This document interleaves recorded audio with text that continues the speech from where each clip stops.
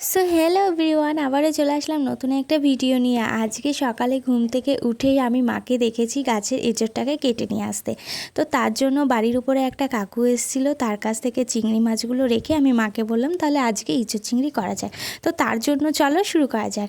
আজকের ভিডিওটা ছিল এঁচোড় চিংড়ির রেসিপি। তো আমি এখানে আগে কিন্তু সব কিছু গুছিয়ে নিয়েছিলাম, তারপরে কিন্তু মাছটা আমি হালকা আঁচে ভেজে লাল লাল করে তুলে নিয়েছি।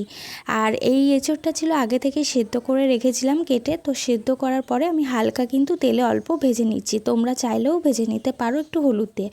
তো এখানে আমি তেল গরম করতে দিয়েছি। এঁচোড়টা ভাজার পরে কিন্তু আমি আলুটা দিয়ে একটু লাল লাল করে ভেজে নিয়ে তুলে নেব। তারপরে কিন্তু এখানে আমি তেলের মধ্যে ফোড়ন দেওয়ার জন্য জিরে, তেজপাতা এবং শুকনো লঙ্কাগুলো দিয়ে দিয়েছি।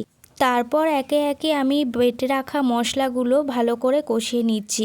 হালকা একটু লাল লাল হয়ে যাওয়ার পর কিন্তু আমি এঁচোড় আর চিংড়িটা দিয়ে আবারও ভালো করে হালকা একটু জল দিয়ে নাড়িয়ে নেব। তো এখানে আমার মশলা কিন্তু প্রায় কষানো হয়েই গেছে। তো তার মাঝখানে কিন্তু আমি একটু আমার রান্নারও গন্ধ শুঁকে নিলাম। তো এরকম রান্না করতে করতে কে কে গন্ধ শুঁকতে ভালোবাসো অবশ্যই কিন্তু কমেন্টে জানিও। তো আজকের রেসিপিটা এরকমই ছিল। তো তোমরা কিন্তু অবশ্যই জানাবে যে ভিডিওটা তোমাদের কেমন লেগেছে। তো আজকের মতো এখানেই টাটা। তো দেখা হচ্ছে নেক্সট ভিডিওতে, পরবর্তী ভিডিও নিয়ে আসছি অনেক তাড়াতাড়ি। তো তোমরা কিন্তু অবশ্যই লাইক, কমেন্ট ও শেয়ার করে পাশে থাকবেন। টাটা।